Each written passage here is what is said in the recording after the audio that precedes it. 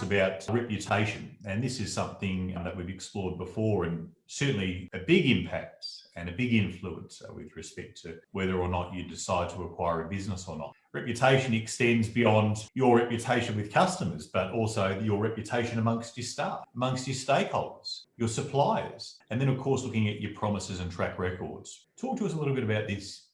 I can't tell you the importance of reputation as a currency. And I've got to say that while it's not directly put onto your balance sheet as an asset or a liability, it really is.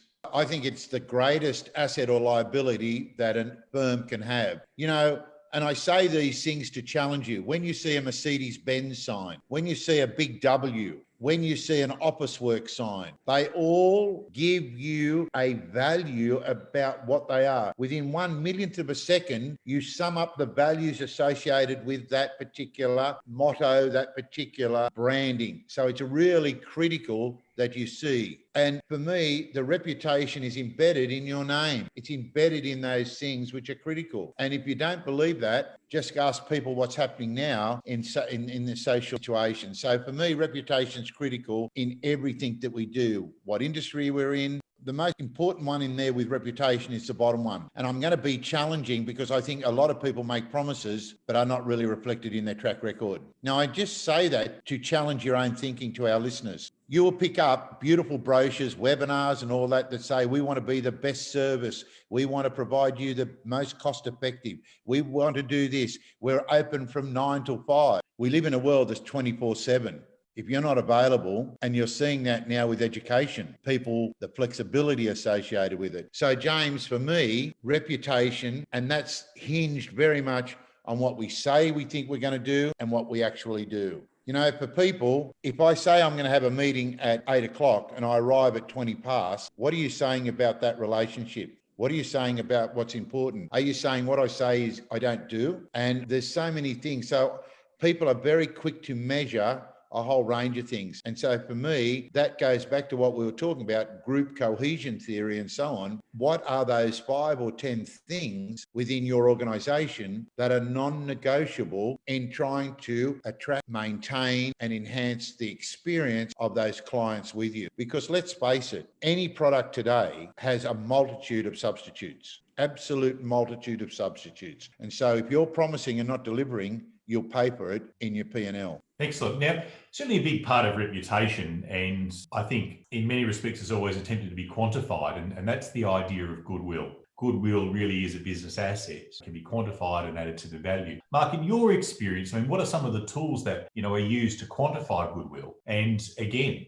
talking to the impact that it would have on the decision-making process with respect to A, the valuation, and then B, the decision as to whether or not to acquire a business. Again, it depends very much on what the buyer is trying to acquire. If it's a major player trying to aggregate market share, or it's a major player trying to buy into a niche, so you've got a specialisation, your business is specialised in a particular space, or you've got a competitive approach or competitive technology, people are looking to, if they are purchasing future earnings from a business, then goodwill is just fundamental, right? Because we're looking at the transferability of those clients from one organisation, in effect, to another organisation. And the build-up of goodwill is important for that transferability. Goodwill, as Jim said, it is in many aspects. You can have goodwill that you've generated from customers, surely, but suppliers, from your staff. Could even be, from a public relations point of view, it could be the media that you've developed. In effect, goodwill is the aggregate of the goodwill that has been generated over a long period of time. So it's a whole range of actions that work towards your interactions with the particular stakeholder that have developed and cemented that goodwill. That goes to the stickability of a customer, stickability of a supplier, the terms and conditions that people interact with you. And, it isn't intangible. You can put a value on your balance sheet towards it, but it's, to some extent, and there are ways that you can do that from an accounting principles point of view. But at the end of the day, it is very difficult to quantify. But what it really means is that if a transaction occurs from one buyer from the seller, then in effect, it's what you're banking on if you're buying a business that will continue ongoing and hopefully into perpetuity. And it can be reflected in the lifetime value of a customer, be reflected in the cost of sales in a business if you're talking about a supplier. So look, it is fundamental, it is intangible. A business is a complex ecosystem. It's got got lots of stakeholders, it's got lots of interactions, and can't naively just purchase a business. I think about a small business, a coffee shop that's thriving, and then someone comes in and buys it, and then 3 months later, 6 months later, there's no customers there. That's an example of what happens when goodwill isn't continued past that transaction point. Okay, now, Iona, I'm going to hand on over to you and throw a bit of a case study or question at you about this. And what if it is, such that you do have an edge, okay, a competitive edge in your market, and it might be that you have a certain position on a high street, okay, which gives you exposure to X amount of foot traffic that you otherwise wouldn't get. Now, the previous owners didn't do a very good job with operating this business. And a sign that we often see, particularly in, say, small to medium-sized businesses in the service field, is under new management. Does a poor preceding reputation before acquisition, assuming, of course, they've got other advantages, present opportunity? And if so, what is that opportunity, but what risks are attached to taking advantage of that? James, that's probably one of the most complex questions anybody. I thought you'd be the person for it. Okay, so I'm going to wind back to I'm just going to wind back to the beginning of James's question, and I'll give a couple of examples. So one will be an example for a service consultancy, and the other for a retail business. So I purchased a business. It's on High Street. It's got a shop front. So the first thing I'm going to do is I'm actually going to look at the shop dressing, and what actually differentiates it from the rest of the area that it operates in as far as retail offerings are concerned. I need to look at the product lines and make sure they're relevant. People sell businesses for a variety of reasons, and they give a variety of reasons, but sometimes a change in ownership can actually be detrimental to a business's operations because its customer base are unsure, and there's a high level of trust with the existing customer base and the previous owner. So what we need to do is we need to look at that customer base, and we need to contact them. We need to invite them in. We need to create an event. And then going forward, we actually need to look at our customer engagement model and how we go about that, how we build those relationships, how we build that trust. We see examples of this with companies such as Miller's or Cotton On or a number of other organisations, Macca's, believe it or not, with their coffee cards. So, and that's all about building and maintaining a relationship and a personal relationship with their customer base and responding to something that they need. Everyone loves a free cappuccino or a free black coffee. And that's part of it as well, because we've actually purchased this business and we've looked at the customer base, we should be able to find a way to communicate with that customer base. And it doesn't matter what sector we're in. Businesses are made up of people that provide services and products to other people who purchase them, or they're our consumers. So we have to look at that transactional aspect of any business that we purchase or any business that we're actually operating, we might want to sell. So how do we communicate with the customer base? Depending on the business, I'm really honestly not sure that under new management is a great way to promote any business. I would suggest a wider range of products are now available. Different products are now available. Come in and see us, talk to us, tell us what you want.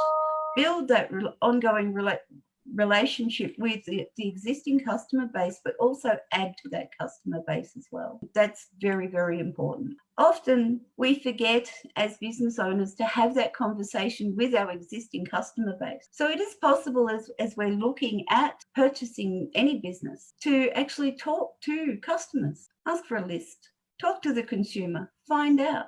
Social media platforms often are not a true reflection of the integrity or the true reputation of any business. Often they are the negative comments are put there by disgruntled people, for example, who may have been refused a refund. They may have worn the shirt that they bought 6 times and bought it back with stains on it, and we refused to swap it over. So we should always question what we see out there as far as social media is concerned as well, because it's not necessarily a reflection of true reputation. It may be a reflection of some negative event that's actually happened. So to make a balanced decision and to take a balanced approach, we need to actually talk to our customer base. We need to encourage that customer base to expand. And often we can do that with positive approaches rather than, hey, you left a 1-star review and I'm looking at, can you tell us about it? So there's a range of different things that we can do. The other thing that we can do is create profiles for our potential clients. And we can look at what's actually, we can benchmark against competitors. If I was, for example, so there's a good example for retail, but a good example for consultancy. Speak to other people in the industry. Find out what standard that they're looking for. Find out what range of services that they're looking for. Again, work to your customer base. Just saying that a business is under new ownership doesn't bring in new business. It doesn't reflect where you want the business to go, and it doesn't reflect your business goals. It also doesn't reflect the capacity of the team. Speaking from experience, often you can work with a team for a time and not really appreciate the depth of knowledge and skill that you've got available to you. And by looking at different management processes and different methods of communication, you can actually have all of those great people be deeply involved in taking yourself and your business forward. Again, a lot of what we do comes down to communication, whether we're communicating with our team's communicating with us, we're communicating with our customers and the services we provide. So I'm not sure that was the simplest response for your question, James, but it's probably quite a comprehensive one. Look, everything is about people, basically, how we communicate with them, even the product or the service that we provide. People consume that. They're our consumers. Your customer base and your conversation with your customer base is everything. Back to you, James.